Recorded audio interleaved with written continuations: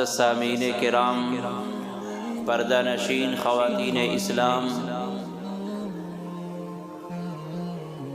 اللہ تبارک و تعالی نے انسانوں کی ہدایت کے لیے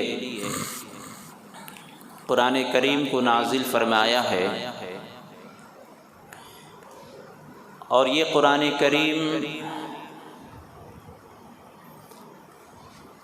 جس انسان کی زندگی میں داخل ہوتا ہے، جو قوم اپناتی ہے، اللہ تعالیٰ اسے سربلند فرماتا ہے۔ جب سے دنیا پیدا کی گئی ہے، اللہ تعالیٰ نے انسانوں کی ہدایت کے لیے ہر زمانے میں اپنے پیغام اور اپنے پیغامبر کو بھیجتے رہے، اور اسی پیغام پر چلتے ہوئے، اسی احکام پر چلتے ہوئے اللہ کے بندوں نے زندگی گزاری اور وہ کامیاب ہوئے۔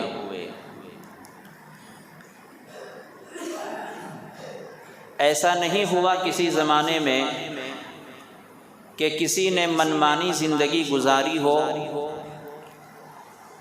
اور اللہ نے اسے باقی رکھا ہو۔ منمانی زندگی گزارنے والے کچھ دنوں تک عیاشی کر لیتے ہیں، مزے لے لیتے ہیں، لیکن دنیا میں وہ خود باقی نہیں رہتے۔ اللہ تبارک و تعالی نے ہر چیز کو ایک وقت مقررہ کے لیے پیدا کیا ہے۔ سورج بھی اپنے وقت مقررہ پر ڈوب جاتا ہے، چاند بھی اپنے وقت مقررہ پر ڈوب جاتا ہے۔ ایک انسان جوان ہوتا ہے، مالدار بنتا ہے، طاقتور ہوتا ہے، لیکن اس کی مالداری اور جوانی ایک وقت کے بعد ختم ہو جاتی ہے۔ تو جس زمانے میں بھی انسان نے اللہ کی نافرمانی کی، انہوں نے عیاشیاں تو کر لیں، نام تو کمایا، لیکن اللہ نے ان کو باقی نہیں رکھا۔ مال و دولت کے اعتبار سے بہت اونچے مقام پر تھے، قوت و طاقت کے اعتبار سے بھی وہ بہت نامدار تھے، لیکن وہ باقی نہیں رہے، عبرت اور نمونہ بن گئے، دوسروں کے لیے وہ عبرت کا سامان بن گئے۔ یہ دنیا بڑھتی جا رہی ہے، زمانہ بہت تیزی سے رفتار کے ساتھ آگے بڑھتا جا رہا ہے، اور تاریخیں مرتب ہوتی جا رہی ہیں۔ ابھی ہم 20ویں صدی میں ہیں۔ اس 20ویں صدی میں رہ کر ہم پچھلے زمانوں کی مثالیں بیان کرتے ہیں کہ 1901 میں یہ ہوا، 1810 میں یہ ہوا، 1605 میں یہ ہوا۔ پچھلے زمانوں کو ہم یاد کرتے ہیں، بتاتے ہیں۔ ایک زمانہ ایسا آئے گا کہ وہ ہماری مثال بیان کریں گے کہ سن 2022 میں یہ ہوا، 2020 میں یہ ہوا۔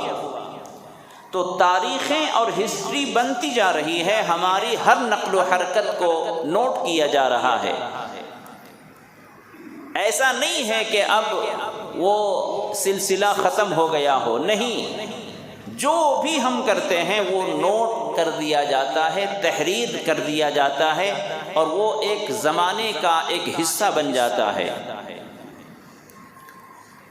تو ایسا نہیں ہوگا کہ پچھلے زمانوں میں اگر کسی نے منمانی کی اور اللہ نے ان کو ہلاک و برباد کیا،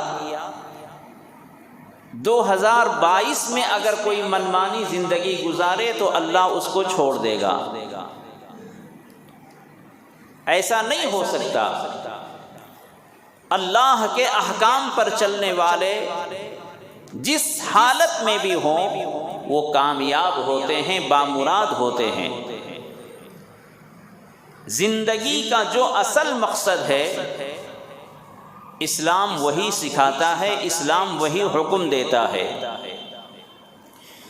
زندگی جو ہمیں اللہ تبارک و تعالیٰ کی طرف سے ملی ہے، اس کا مقصد کیا ہے یہ دوسرے مذہب میں نہیں بتایا جاتا، مذہب اسلام میں بتایا جاتا ہے۔ تو انسان اللہ کا بندہ بن کر زندگی گزارے، خالق بن کر مالک بن کر زندگی نہ گزارے، حاکم بن کر زندگی نہ گزارے۔ اللہ نے اسے پیدا کیا ہے، اسے انسان بنایا ہے، اس کے ساتھ بھی بیماریاں ہیں، اس کے ساتھ بھی مجبوریاں ہیں، اس کے ساتھ بھی کمزوریاں ہیں۔ ان تمام کمزوریوں کو، مجبوریوں کو، بیماریوں کو سمجھتے ہوئے اگر کوئی بندہ زندگی گزارتا ہے تو اللہ تبارک و تعالیٰ کی نعمتوں کا وہ شکر ادا کرے گا۔ لیکن ذرا سی ہماری عادت یہ ہو گئی ہے کہ ذرا سی بھی ہمیں طاقت و قوت حاصل ہو جائے، مال و دولت حاصل ہو جائے تو ہم خدائی کا دعویٰ کر دیتے ہیں اور خدا کے احکام پر انگلیاں اٹھاتے ہیں۔ اللہ تبارک و تعالیٰ کے یہاں دیر ہے اندھیر نہیں، یہ ہم کہاوت سنتے ہیں۔ اللہ کے یہاں دیر ہے اندھیر نہیں، اللہ کی لاٹھی میں آواز نہیں، یہ سب صحیح ہے۔ یہ یوں ہی لوگوں نے بنا کر پیش نہیں کیا، دنیا کی نگاہوں میں، دنیا کی آنکھوں میں یہ واقعات ہیں کہ جب بندے نے خدائی کا دعویٰ کر دیا، قدرت کو للکارا، مظلوموں پر ظلم ستم کے پہاڑ توڑے، غریبوں کا حق لوٹا، تو پھر اللہ کی لاٹھی میں آواز نہیں آئی۔ پچھلے زمانے کے لوگ ہمارے لیے عبرت ہیں، کہیں ہم ایسے نہ ہو جائیں کہ ہم بھی آنے والے زمانے کے لیے نمونہ اور عبرت بن جائیں۔ جب انسان کو چوٹ لگتی ہے تو اس کی نگاہ زمین کی طرف جاتی ہے۔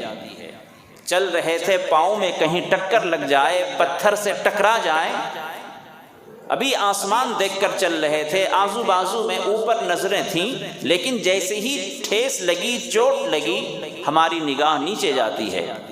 تو انسان کو اگر کوئی جھٹکا لگے اور فوراً وہ احساس کر لے کہ شاید میری کسی غلطی کی سزا ہے، تو اس کی اصلاح ہو سکتی ہے۔ ہمارے اکابرین کے واقعات ایسے موجود ہیں، وہ فرماتے ہیں کہ اگر میرا گھوڑا بدک جائے، گھوڑے کے اندر جو شرارت ہے، اونٹ کے اندر جو شرارت ہے، باوجود کہ اسے سکھانے سمجھانے کے اگر کوئی گھوڑا شرارت کرے تو وہ فرماتے ہیں کہ میں اپنے گناہوں کی اور اپنی نحوست کا اثر اپنے جانوروں میں دیکھتا ہوں۔ اگر کوئی میرا گھوڑا، میرا اونٹ اگر کوئی ٹھیک ٹھاک ہے تو میں سمجھتا ہوں کہ میں ٹھیک ہوں، اور اگر کوئی گھوڑا بدک رہا ہے، کوئی اونٹ بدک رہا ہے، تو میں سمجھتا ہوں کہ شاید مجھ سے کوئی غفلت ہو رہی ہے، شاید مجھ سے کوئی غلطی ہو رہی ہے جس کا اثر میرے جانوروں پر ظاہر ہو رہا ہے۔ تو جس انسان کا اثر جانوروں پر پڑتا ہو، کیا اس غلطی کا اور غفلت کا اثر اس انسان کی ذات پر نہیں پڑے گا؟ تو انسان کو جو اللہ کی طرف سے کبھی جھٹکے لگتے ہیں، کبھی حالات آتے ہیں، یہ ان کی اصلاح کے لیے ہوتے ہیں، ان کی آنکھیں کھولنے کے لیے ہوتی ہیں اور ان کی نصیحت کے لیے ہوتی ہیں۔ اگر انسان نے اس سے نصیحت حاصل کر لی تو وہ کامیاب ہو جائے گا۔ اللہ تبارک و تعالی نے انسان کو بڑی محبتوں کے ساتھ پیدا کیا ہے، اور اس انسان کے اندر جو خوبیاں رکھی اللہ نے، وہ خوبیاں کسی دوسری مخلوق میں نہیں ہے۔ طاقت کے اعتبار سے دوسرے جانور ہم سے زیادہ ہو سکتے ہیں، ہاتھی کے اندر طاقت ہم سے زیادہ ہے، شیر کے اندر ہم سے طاقت زیادہ ہے، لیکن طاقت و قوت کے باوجود شیر انسان کے قبضے میں رہتا ہے، ہاتھی انسان کے قبضے میں رہتا ہے۔ جو اللہ نے ہمیں دولت دی ہے، عقل، دماغ، سوچ، وہ کسی دوسری مخلوق کے اندر نہیں ہے۔ تو انسان اپنے عقل و دماغ کا استعمال کرے، اپنے فکر و تدبر کا استعمال کرے، اللہ تبارک و تعالی اس کو اپنا محبوب بنا لے گا۔ لیکن جو بندہ اپنی عقل کا استعمال نہ کرے، اپنی سوچ کا، اپنی فکر کا استعمال نہ کرے، تو وہ انسان اور اس جانور میں کوئی فرق نہیں ہے۔ اللہ نے فرمایا ہے کہ اے میرے بندے، ہم نے زمین و آسمان میں جتنی چیزیں پیدا کی ہیں وہ سب کے سب تمہارے فائدے کے لیے ہیں۔ ہر چیز سے فائدہ اٹھاؤ، جس سے جو فائدہ لینا ہے فائدہ اٹھا سکتے ہو اٹھا لو، لیکن میں نے تمہیں اپنی عبادت کے لیے پیدا کیا ہے، میری معرفت کے لیے پیدا کیا ہے، میری عبدیت کے لیے پیدا کیا ہے۔ تم مجھے یاد کرو، میں تجھے یاد کروں گا۔ اللہ تبارک و تعالیٰ کا یہ فرمان میں نے پچھلے جمعہ بھی آپ کے سامنے پیش کیا تھا۔ اللہ فرماتا ہے اے ایمان والو، تم میری مدد کرو، ہم تمہاری مدد کریں گے۔ اور اللہ کی مدد کرنے کا مطلب یہ ہے کہ اللہ کے دین پر چلا جائے، دین کے تقاضوں پر عمل کیا جائے، احکام شرعیہ پر عمل کیا جائے۔ اور یہ دین پر چلنا، احکام پر چلنا، یہ خود اپنی مدد کرنا ہے، اپنے فائدے کے لیے ہے۔ اللہ تبارک و تعالیٰ کا کوئی اس میں فائدہ نہیں۔ اگر دین کے احکام پر نہ چلیں اس کا نقصان ہم ہی کو ہوگا، دین پر چلیں گے اس کا فائدہ ہم ہی کو ہوگا، اس کا اثر خود ہماری ذات پر ہوگا۔ ہم اپنی نگاہوں میں یہ باتیں دیکھ رہے ہیں۔ میرے دوستو، اللہ کے رسول صلی اللہ علیہ وسلم کا فرمان ہے، ایک زمانہ ایسا آنے والا ہے کہ تم چاہ کر بھی عمل نہیں کر پاؤ گے، تم چاہ کر بھی اس حکم پر عمل نہیں کر پاؤ گے۔ دین پر چلنا اپنی ہتھیلی پر آگ کی چنگاری لینے کے مترادف ہوگا، اپنی ہتھیلی پر آگ کے انگارے کو لینے کی طرح سے ہوگا۔ وہ زمانہ دھیرے دھیرے آ رہا ہے، کفر و ارتداد کی لہریں چل رہی ہیں، ہر طرف سے اسلام اور مسلمانوں پر یلغاریں چل رہی ہیں، حملے ہو رہے ہیں۔ مسلمان اس زمانے میں اگر کہا جائے تو مسلمان ہونا سب سے بڑا قصور ہو گیا ہے۔ جہاں بھی دیکھو، جس طرف دیکھو، ایک طرح سے حملے، تیر، تلوار اور طرح طرح کے الزامات کی بارشیں ہو رہی ہیں۔ ایسا لگتا ہے کہ اسلام اور مسلمانوں کے خلاف ایک صف بند اور منظم سازش کے تحت مسلمانوں کو بدنام اور اسلام کو نیچا دکھانے کی کوشش ہو رہی ہے۔ بالکل آپ دیکھ رہے ہیں اخباروں کے ذریعے سے، نیوز کے ذریعے سے، اور زمینی سطح پر ہر جگہ اسلام اور مسلمان ٹاپک بنا ہوا ہے، موضوع بنا ہوا ہے، اور ناکردہ گناہوں کی سزا مسلمان جھیل رہے ہیں۔ آپ چاہتے بھی ہیں لیکن عمل نہیں کر پا رہے ہیں۔ اس کی وجہ میرے دوستو، اللہ کے رسول صلی اللہ علیہ وسلم کی حدیثوں کو، فرمان کو فراموش کرنے کا اثر ہے، نتیجہ ہے۔ اللہ کے رسول صلی اللہ علیہ وسلم کی کسی بھی حدیث کا آپ جائزہ لیں گے، اور اگر اس پہلو میں اگر کمزوری ہے تو اسی کے اثر سے دوسرے نقصانات ہوتے ہیں۔ تسبیح کے دانے کی طرح ایک دانہ اگر ٹوٹ جائے تو جس طرح سارے دانے یکے بعد دیگرے گرتے جاتے ہیں، اسی طرح احکام شرعیہ ہے۔ ایک حکم کو چھوڑنے کا نتیجہ یہ ہوگا کہ دوسرے احکام کمزور پڑ جاتے ہیں، دوسری باتوں پر عمل کرنا مشکل ہو جاتا ہے۔ تو اس لیے احکام شرعیہ میں کسی بھی حکم کو کمزور نہ سمجھا جائے۔ بات یہاں تک آ چکی ہے، سپریم کورٹ کے حجاب کے سلسلے میں اور طلاق ثلاثہ کے سلسلے میں جو سپریم کورٹ کا آرڈر آیا، فیصلہ آیا، اس میں یہی باتیں ہیں۔ جن جن باتوں کو مسلمانوں نے یہ کہہ کر چھوڑا کوئی ضروری نہیں ہے، کوئی ضروری نہیں ہے، انہی باتوں پر حکومت ہند کی نظر، سپریم کورٹ کی نظر اور فرقہ پرستوں کی نظر ہے۔ حجاب کے سلسلے میں ابھی فیصلہ تو نہیں آیا لیکن تبصرہ ہو گیا ہے، اس کے مختلف پہلوؤں پر بات ہو چکی ہے۔ یونیفارم کے سلسلے میں جو ابھی منڈیا کے کالج کے اندر جو مسئلہ اٹھا اور پوری دنیا میں اس کی گونج سنائی دی، اس سلسلے میں یہ کہا جاتا ہے کہ اسلام میں پردہ لازم نہیں ہے۔ اسی طریقے سے بہت ساری چیزوں میں یہ ہمیں کہا جاتا ہے کہ یہ ضروری نہیں ہے اسلام کے لیے، مسلمان اس پر عمل کرتے ہیں نہیں کرتے ہیں، ان کے یہاں اختیار ہے۔ میرے دوستو، یہ ہمت ان کو کس نے دی ہے؟ ہم مسلمانوں نے دیا ہے۔ ہم نے جب عمل سے اس کو نکال دیا، اپنی عملی زندگی سے اس کو کھرچ کر صاف کر دیا، تو اب غیروں کو یہاں تک ہمت ہوئی کہ وہ ہمارے اسلام کی تشریح کر رہے ہیں۔ حیرت کی بات یہ ہے کہ پوری زندگی اسلام کے لیے وقف کرنے والے، پوری زندگی قرآن حدیث پڑھانے میں اپنی زندگی گزار دینے والے علماء، ان سے کوئی رائے پوچھنے والا نہیں ہے۔ سپریم کورٹ میں جو ججز ہیں وہ اسلام کی تشریح کر رہے ہیں، شریعت کی تشریح کر رہے ہیں۔ حیرت کی بات ہے،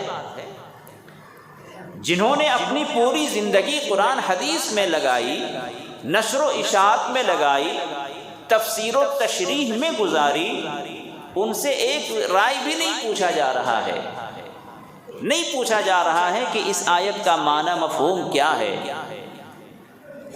ڈائریکٹ وہ کہتے ہیں کہ یہ قرآن میں لازم نہیں ہے، یہ اسلام میں لازم نہیں ہے۔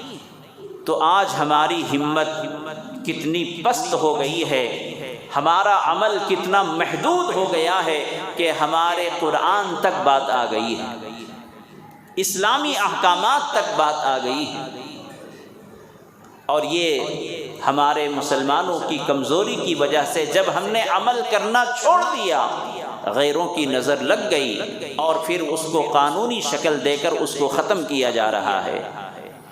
اور یہ ابھی سلسلہ یہیں ختم نہیں ہوگا، یہ سلسلہ چلے گا، اور آپ دیکھیں گے کہ ہماری نسلوں کا کیا ہوگا۔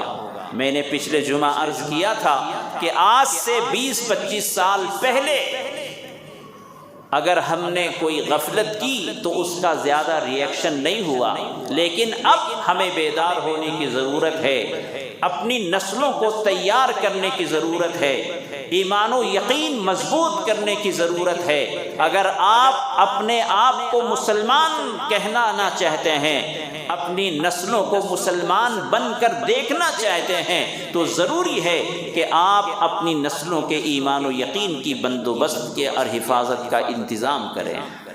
بہت خطرناک مرحلے آنے والے ہیں کہ ہمارے ایمان کا کوئی خیال نہیں کیا جائے گا، ہمارے ایمان کی کوئی گارنٹی نہیں دے سکتا ہے۔ گن گن کر جہاں جہاں سے ہمارے ایمان مضبوط ہوتے ہیں، جہاں جہاں ہمارے ایمان و یقین کو طاقت و قوت ملتی ہے، وہاں وہاں پر ان کے حملے شروع ہیں۔ اس لیے میرے دوستو، ماحول کو بدلنے کی کوشش کریں، اپنے گھروں میں دینی ماحول پیدا کریں، دینی تعلیم کا انتظام کریں، اپنی مساجد کو، مدارس کو مضبوط کریں۔ اگر ہم نے مضبوط کرنے کا ارادہ کر لیا، اپنی نسلوں کو علماء کے حوالے کیا اور ان کے سینے میں قرآن کی، سنت کی دولت کو بسایا، تو یقین جانیے وہ اپنی سازشوں میں ناکام ہوں گے اور کبھی وہ کامیاب نہیں ہو سکیں گے۔ اس لیے ہمیں بیدار ہونے کی ضرورت ہے، ہمیں اپنی نسلوں کے ایمان کے بارے میں سوچنا ہے۔ آپ جس طرح سے بیدار ہیں، اور آپ جس طرح سے اپنے بارے میں تصور کرتے ہیں کہ مجھے سب پتہ ہے، اگر کوئی مجھ سے غلط کہلوانا چاہے تو ہم نہیں کہیں گے، ٹھیک ہے آپ نہیں کہیں گے، لیکن آپ اپنے بچوں کے بارے میں سوچیں۔ جس بچے کو آپ اپنی آخرت کا ذخیرہ بنانا چاہتے ہیں، جس بچے کو آپ اپنے لیے صدقہ جاریہ بنانا چاہتے ہیں، جس بچے کو آپ اپنی امانتیں حوالے کرنا چاہتے ہیں، ان بچوں کے بارے میں آپ سوچیں کہ آگے ان کا کیا حال ہونے والا ہے۔ اس لیے میرے دوستو، بہت کٹھن مرحلے آنے والے ہیں، اور ایسا لگتا ہے کہ ہم ہندوستانی مسلمانوں کے لیے عرصہ حیات تنگ کر دیا جا رہا ہے۔ جہاں جہاں سے ظلم کے خلاف آوازیں اٹھنے والی ہیں، جہاں جہاں سے انصاف کے حق میں آواز اٹھنے والی تھیں، وہاں وہاں انہوں نے شب خون مارنا شروع کر دیا ہے۔ آج کے اخبار کو دیکھیں، جن جن نوجوانوں نے کبھی ظلم کے خلاف آواز اٹھائی تھی، مظلوموں کے خلاف آواز اٹھائی تھی، انصاف کے لیے آواز اٹھائی تھی، ان نوجوانوں کو NIA اور ED کے حوالے سے توسط سے ان نوجوانوں کو گرفتار کیا جا رہا ہے، اور یہ سلسلہ رکے گا نہیں، یہ سلسلہ رکنے والا نہیں ہے۔ ان کو پتہ ہے کہ کہاں ہمیں دبانا ہے، کہاں ہمیں چھوڑنا ہے، اور ہمیں کیا کرنا ہے۔ ہم اپنے لوگوں سے غافل ضرور ہیں، ہمیں اچھے اور برے کا خیال نہیں ہو سکا، تمیز نہیں ہو سکی، ہمیں کس کی قیمت کتنی زیادہ ہے وہ ابھی تک ہمیں معلوم نہیں ہو سکی، لیکن ان کو پتہ ہے، دشمن کو پتہ ہے کہ کہاں سے ہمیں وار کرنا ہے اور کس کو ہمیں اٹھانا ہے۔ حضور اکرم صلی اللہ علیہ وسلم کی حکمت و دانش اور آپ کا فکر و تدبر امت مسلمہ کو وراثت میں ملی تھی، لیکن آج ہم محدود ہو کر رہ گئے۔ حالات جیسے بھی ہیں، جیسے بھی آ جائے، لیکن ہماری حالت یہ ہے کہ ہم جیسے تھے ویسے ہی رہیں گے۔ ہماری حالت یہ ہو گئی، دشمنوں نے اپنے پیترے، اپنے وار، اپنے نشانے بدل دیے، وہ ایک ایک قدم بڑھتے گئے، لیکن ہم جہاں تھے وہیں ہیں، ہماری حکمت عملی میں کوئی تبدیلی نہیں آئی۔ میرے دوستو، جیسی نیت ہوتی ہے فیصلہ ویسے آتا ہے۔ آپ اپنی دعاؤں پر بھروسہ کرتے ہیں، نمازوں پر بھروسہ کرتے ہیں، آپ کو مبارک ہو، لیکن اللہ کے رسول صلی اللہ علیہ وسلم نے صرف نمازوں دعاؤں پر بھروسہ نہیں کیا، تدبیر پر بھی عمل کیا۔ یہی اگر نماز اور روزے اگر کافی تھے تو پھر آپ میدان جنگ میں کیوں تشریف لے گئے؟ آپ میدان میں کیوں اترے؟ صحابہ کرام کو کیوں بھیجا؟ اللہ کے رسول صلی اللہ علیہ وسلم کی دعا اور نماز سے زیادہ طاقتور ہماری دعا نماز ہے، آپ کی تسبیح سے زیادہ ہماری مقبول تسبیح ہے۔ آج ہم بہت خوش ہیں، اپنی چند عبادتوں پر بہت غرور ہے، لیکن اللہ کے رسول صلی اللہ علیہ وسلم کے فرمان پر عمل نہ کرنے کا نتیجہ یہ ہے کہ آج پوری دنیا میں امت مسلمہ ذلیل و رسوا ہے، کمزور ہے، کوئی پرسان حال نہیں۔ ہمارے درمیان میں اتحاد نہیں، اتفاق نہیں، لیڈرشپ نہیں، ہم کسی کو اپنے سے بڑا ماننے کے لیے تیار نہیں ہیں۔ کوئی ہم سے آگے بڑھ جائے ہمیں برداشت نہیں۔ یہ جو حسد ہے، یہ جو جلن ہے، خدا کی عزت و جلالت کی قسم، یہ بیماری جب تک ہمارے اندر ہوگی ہم آگے نہیں بڑھ سکتے۔ ہم غیروں کو اپنا بنا لیتے ہیں، اپنوں کو اپنا نہیں بناتے، یہ ہمارے اندر بہت بڑی بیماری ہے۔ اپنے اندر قیادت نہیں ہے، اپنے اندر اجتماعیت نہیں ہے، اپنے اندر اتحاد پیدا کریں میرے دوستو۔ اتحاد ہی سب سے بڑی طاقت ہے، اور اس کو اللہ نے بیان فرمایا ہے۔ اللہ تبارک و تعالی نے وَاعْتَصِمُوا بِحَبْلِ اللَّهِ جَمِيعًا وَلَا تَفَرَّقُوا۔ قربان جاؤں اس آیت کریمہ پر، اللہ نے صاف صاف بیان فرمایا ہے کہ اے ایمان والو، وَاعْتَصِمُوا بِحَبْلِ اللَّهِ جَمِيعًا، اللہ کی رسی کو مضبوطی سے پکڑ لو۔ اللہ کی رسی کیا ہے؟ قرآن کی بنیاد پر ایک ہو جاؤ، رسول کی بنیاد پر ایک ہو جاؤ، یہ سوچ کر کہ جس اللہ کو تم مانتے ہو وہی اللہ میرا ہے، جس قرآن کو تم مانتے ہو وہی قرآن میرا ہے، جس رسول کو تم مانتے ہو وہی رسول میرا ہے۔ اس بنیاد پر پوری دنیا اگر متحد ہو جائے امت مسلمہ، پھر دشمن کو یہ مجال نہیں کہ وہ ہماری طرف آنکھ اٹھا کر دیکھ سکے۔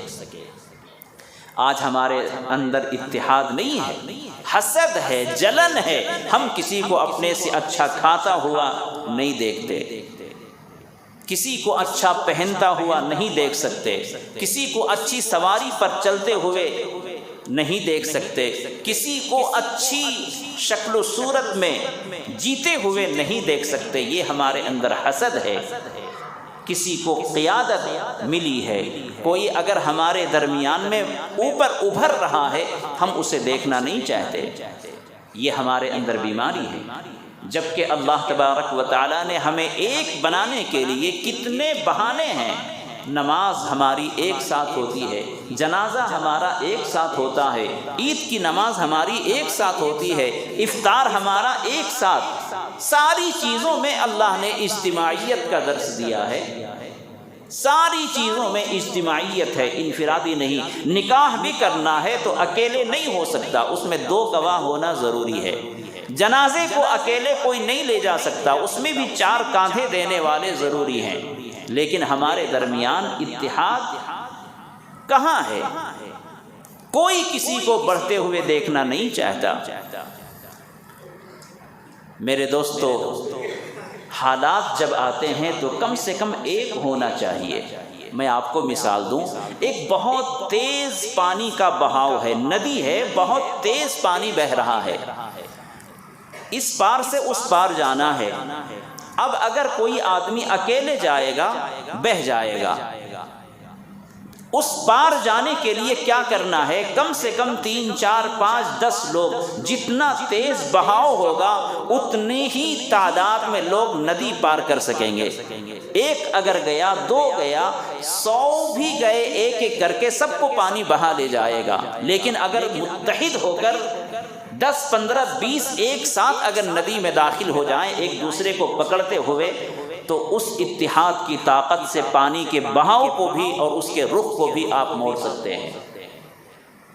پانی کے بہاؤ میں آپ 1000 بھی ہیں، ایک ایک کر کے جائیں گے، سب کو پانی بہا دے گا۔ لیکن اگر 1000 کی تعداد میں، 500 کی تعداد میں سب اپنے آپ کو مضبوطی کے ساتھ ایک دوسرے سے جڑ کر اگر پانی میں داخل ہوتے ہیں تو آپ کو پانی نہیں بہائے گا، پانی کے بہاؤ کو آپ روک دیں گے۔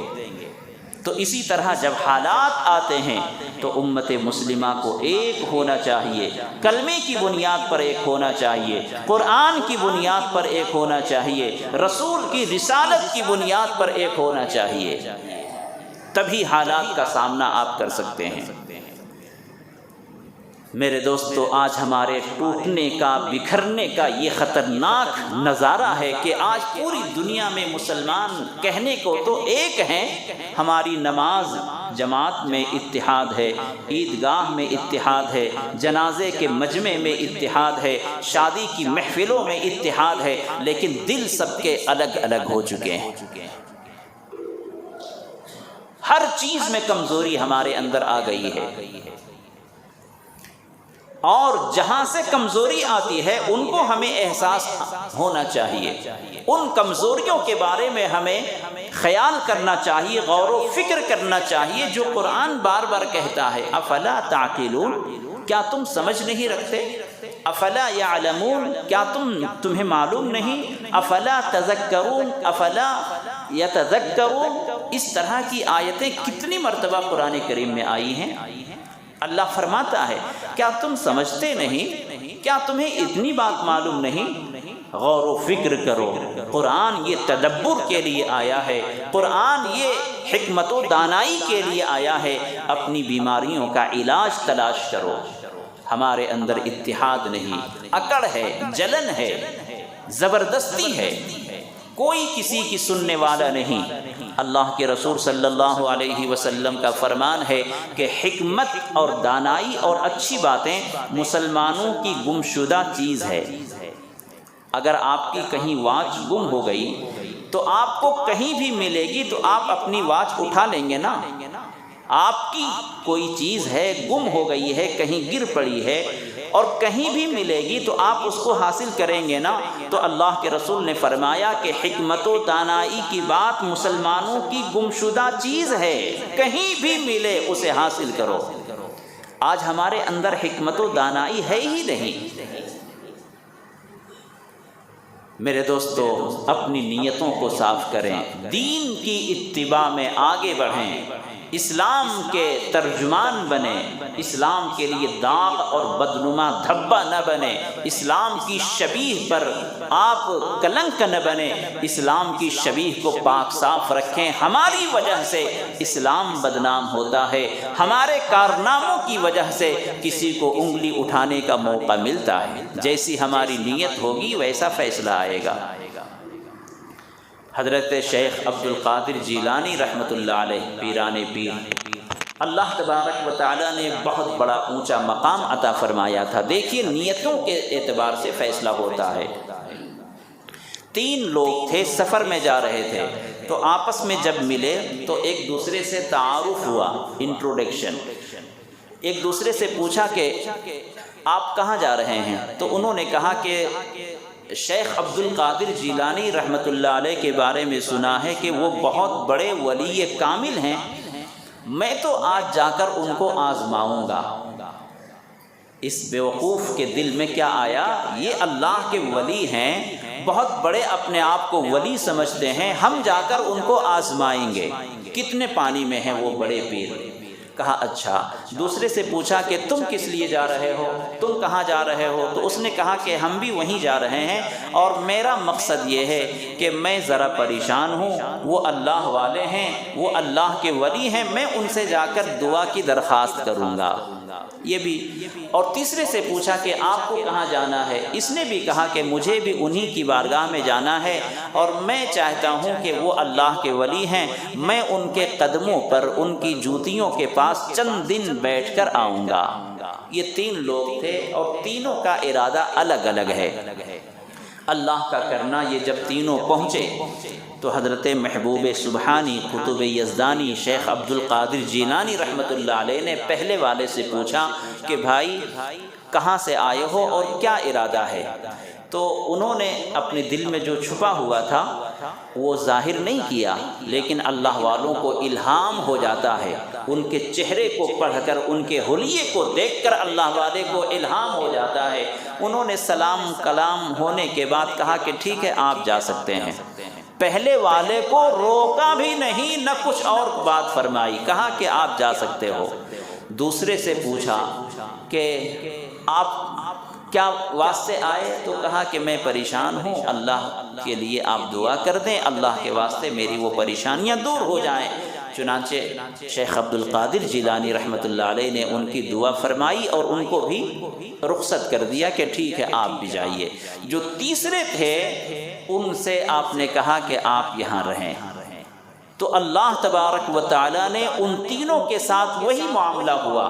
جو پہلا جو شخص آزمانے کے لیے نکلا تھا وہ بعد میں مرتد اور کافر ہو کر مر گیا، اور جو دوسرا تھا جو دعا کے لیے آیا تھا اللہ تعالیٰ نے ان کی ساری پریشانیاں دور کر دیں، اور جو تیسرے تھے وہ چند دنوں تک وہاں رہنے کے بعد جب وہاں ان کو خلافت ملی، جب حضرت پیر صاحب کی نگاہ اور توجہ ان پر مرکوز ہوئی تو وہ ایک دن وہاں سے خلیفہ بن کر وہاں سے نکلے۔ تو جیسی نیت ہوتی ہے انسان کی اللہ کی طرف سے ویسے فیصلے آتے ہیں۔ تو اس لیے اپنی نیتوں کو درست کریں، اسلام کو فائدہ پہنچانے کی کوشش کریں، اسلام کے لیے داغ اور دھبا نہ بنے۔ آپ کی وجہ سے نہ جانے کتنوں کو بولنے کا موقع مل جاتا ہے۔ میں نے جیسا کہ عرض کیا کہ اسلام کی خوبیاں، ساری خوبیاں آج بھی ہیں، وہ کہاں ہیں؟ کتابوں میں ہیں، قرآن میں ہیں، حدیث میں ہیں۔ جس اسلام کی خوبیاں ہم قرآن اور حدیث میں پڑھتے ہیں، کاش وہ خوبیاں ہم مسلمانوں میں نظر آ جائیں، کاش وہ خوبیاں ہم مسلمانوں میں دکھنے لگیں۔